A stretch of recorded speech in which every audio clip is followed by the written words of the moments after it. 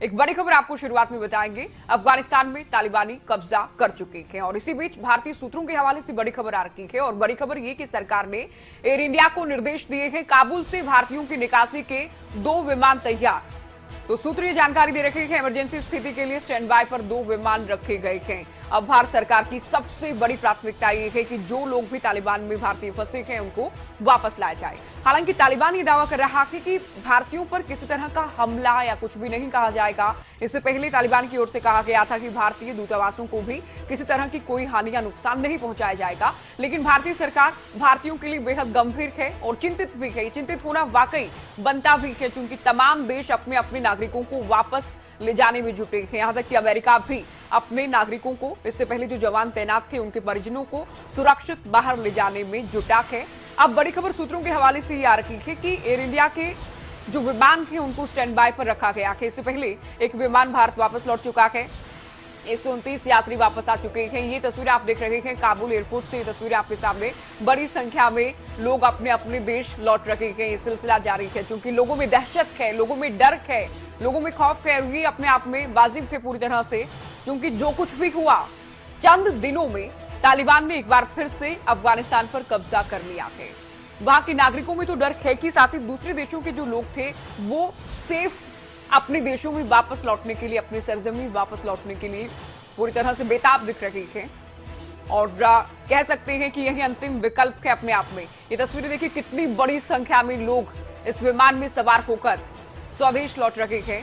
ये तस्वीरें इस बात की तस्दीक कर रही हैं कि आने वाले दिनों में अफगानिस्तान में वाकई बहुत कुछ होने वाला है और अफगानिस्तानी राष्ट्रपति देश छोड़कर जा चुके हैं।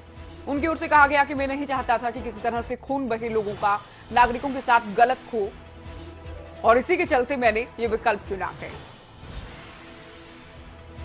तो तालिबान की ओर से रविवार को अफगानिस्तान पर एक बार फिर से कब्जा कर लिया गया। 2 दशक में अफगानिस्तान जितना आगे बढ़ा, जितना विकास किया गया, जितने प्रयास किए गए, वो एक बार फिर से धत्ता साबित हो गए हैं। अफगानिस्तान अलग थलग और अकेला भी नजर आ रहा है। हालांकि आज एक बैठक होनी है और बेहद महत्वपूर्ण इस बैठक को माना जा रहा है।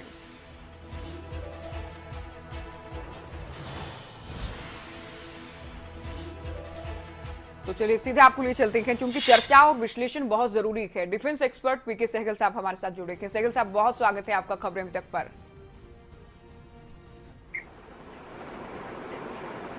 सर, सबसे पहले आपसे ये समझेंगे, तालिबान ने जिस तरह से कब्जा कर लिया है अफगानिस्तान पर, क्या मायने आप देख रहे हैं बाकी देशों के लिए इसके? देखो, बड़ा सिंपल है कि तालिबान के पास में seat of governance, seat of power और सीट ऑफ अथॉरिटी आ गया है। यानी जी अफगानिस्तान के ऊपर कायम कर लिया है।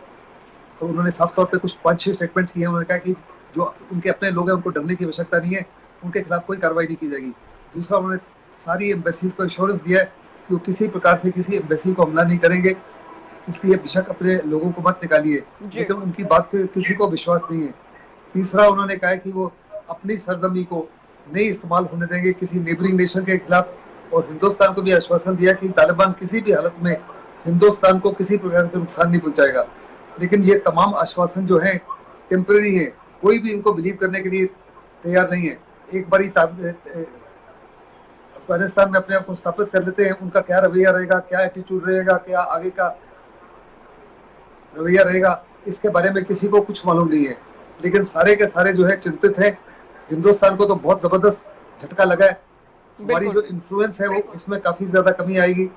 हमने तकरीबन $3 बिलियन का जो इन्वेस्टमेंट किया है, एक किस्म से झटका लगा है। हमारे इंजीनियर्स थे वहाँ पे बड़े पैमाने पर, हमारे 5000 से ज्यादा वहाँ नागरिक थे जो अनेकों प्रकार के कार्य कर रहे थे, उनको वापस लाने की भी आवश्यकता जल्दी से जल्दी।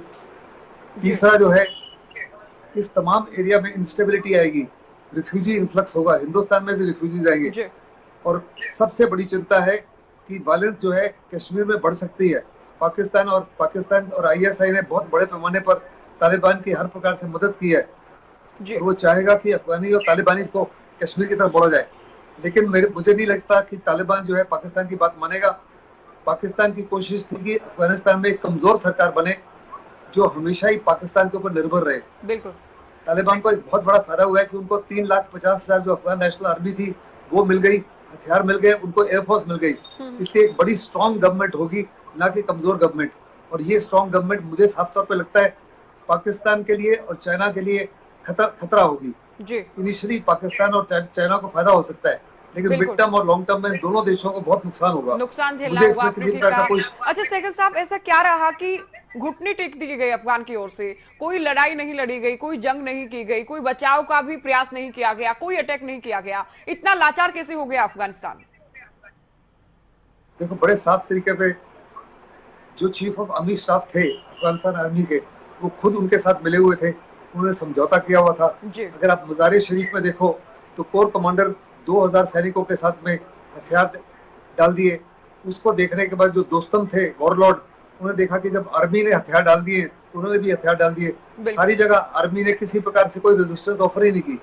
यानी दूसरे लफ्जों में बहुत बड़े पैमाने पर ये इंटेलिजेंस फेलियर था अमेरिका का। उन्होंने सोचा कि हमने बहुत पिछले 5 साल से 3,50,000 सैनिकों को तैयार कर दिया है, उनको तनख्वाहें दे रहे थे, उनको हथियार दे रहे थे, जी उनको एयर सपोर्ट देते थे। उसके बावजूद उन्होंने किसी भी तरह से कोई भी रेजिस्टेंस ऑफर नहीं की। जो रेजिस्टेंस थी शुरू में वो मिलिशिया से थी, लोकल मिलिशिया से थी, वॉरलॉर्ड से थी, कुछ हद तक महिलाओं से थी, लेकिन वो सारी की सारी जो है एक किस्म से एवेपोरेट हो गई। और तालिबान जी ने वास्तव में 15-20 दिन में ही अफगानिस्तान के ऊपर हर प्रकार से कब्जा कर लिया है। जी आने वाले समय में इसका अंतर्राष्ट्रीय स्तर पर क्या असर होगा वो तो बाद में पता लगेगा, लेकिन बिल्कुल हिंदुस्तान ने, टर्की ने और कतर ने साफ तौर पे कहा है कि जो तालिबान की मिलिट्री सरकार है उसको किसी प्रकार से मान्यता नहीं देंगे। जी आज यूएन सिक्योरिटी काउंसिल में भी इसके ऊपर बातचीत चर्चा होने जा रही है। यूएन सिक्योरिटी काउंसिल का क्या रवैया रहता है, चाइना और रशिया का क्या एटीट्यूड होगा, वो देखना पड़ेगा। क्योंकि जी चाइना भी पाकिस्तान के साथ मिलकर बड़े पैमाने पर सपोर्ट कर रहा था, रशिया भी इनडायरेक्टली सपोर्ट कर रहा था। अच्छा, सुरक्षा परिषद की बैठक से आपने जिक्र किया, क्या कोई हम उम्मीद कर सकते हैं कि ऐसी स्थिति में कि अब कब्जा हो चुका है? देखो, उम्मीद तो चाइना जो अपना वीटो पावर इस्तेमाल करेगा, किसी प्रकार से कोई भी रेजोल्यूशन पास नहीं होने देगा जो तालिबान और अफगानिस्तान के खिलाफ हो। साथ ही साथ रशिया जो है, रशिया का एटीट्यूड भी न्यूट्रल रहेगा। रशिया जो इनडायरेक्टली सपोर्ट करता रहा तालिबान को, उनका दुश्मन है अमेरिका। रशिया और चाइना चाहते थे कि अमेरिका को ज्यादा से ज्यादा नुकसान पहुंचाया जाए, उनकी इमेज को ज्यादा से ज्यादा बर्बाद किया जाए। अमेरिका का असली कारण जो था निकलने का, वो चाहते थे कि पाकिस्तान और चाइना को अफगानिस्तान में ब्लीड कराया जाए। जी अफगानिस्तान ने ब्रिटिशर्स को पार्टीशन से पहले ब्लीड किया, फिर सोवियत यूनियन टूटा, फिर अमेरिका की बुरी तरीके से हार हुई। वो साफ तौर पे जानते हैं कि चाइना और पाकिस्तान को भी उसी माफिक नतीजा भुगतना पड़ेगा जो अमेरिका को, रशिया वगैरह को भुगतना पड़ा है। तो उनकी कोशिश है कि अपने आप को हर प्रकार से फोकस करें on China rather than on Afghanistan. उन्होंने कहा कि हमने $1 ट्रिलियन खर्च किए ओवर द लास्ट 20 इयर्स और कई हजार हमारे सारे मारे गए हैं। उसके बावजूद भी अगर उनकी सेनाएं जो हैं अपने देश की सुरक्षा के लिए खुद नहीं खड़ी होती, खुद नहीं लड़ती, तो हम इसमें क्या कर सकते हैं? जी अगर आप देखो तो उनके प्रेसिडेंट जो हैं वो भी देश छोड़ के चले गए हैं, उनके बिल्कुल। वाइस प्रेसिडेंट सलेल था, वो भी छोड़ के चले गए हैं। जो अच्छा, जो क्या ये अफगानिस्तान में अंतिम है, विकल्प था सर? क्या ये गनी के लिए अंतिम विकल्प था कि अब तो जाना ही होगा? क्या वाकई उनकी इंटेंशन ये थी कि वो नहीं चाहती कि खून बहे, हिंसा हो, नागरिक मारे जाएं? उनके जाने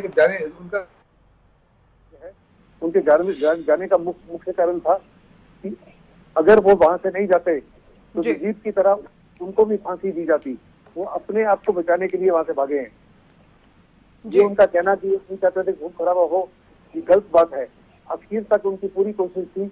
अगर आप देखो 24 घंटे पहले उन्होंने कहा था, हमने बड़ी कोशिश की जा रही है कि अफगान फोर्सेज को मोबिलाइज किया जाए, उनको हर प्रकार से खड़ा किया जाए। और वो आश्वासन दे रहे थे कि किसी भी हालत में काबुल नहीं गिरेगा। जी लेकिन जब उनको साफ तौर पर नजर आया कि उनकी फौजें उनके साथ में नहीं, चीफ ऑफ आर्मी स्टाफ को सेट करके जो दूसरे को बिस्मिल्लाह को बनाया था, बिस्मिल्लाह भी उनके खिलाफ थे। ऐसे में उन्होंने अपने आप को सुरक्षित किया है।